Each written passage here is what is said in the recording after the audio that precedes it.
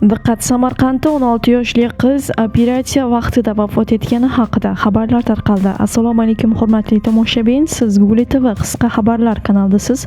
Kanalimizga xush kelibsiz. Yurtimizda va jahonda sodir bo'layotgan eng so'nggi va dolzarb xabarlardan doimo birinchilardan bo'lib xabardor bo'lib turishni xohlasangiz, kanalimizga hoziroq obuna bo'lish tugmachasini bosib qo'yishni unutmang.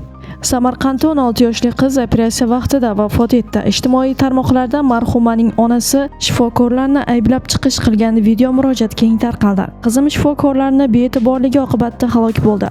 Operatsiya vaqtida qizimning tomog'ida tampon qolib ketgan va bu sababli miyasiga havo yetkazilmagan, deydi ona video murojaatida. Hozirda Samarqand shahri prokuraturasi tomonidan tergovga qadar tekshiruv harakatlari olib borilmoqda. Marhumaning yaqinlari holat yuzasidan komissiyaviy ekspertiza o'tkazilishini talab qilgan. Qonuniy xulosa ekspertiza natijalariga asosan chiqarilishi ma'lum qilindi. Hozircha masala bo'yicha rasmiy xulosa e'lon qilinmagan, deyiladi xabarda.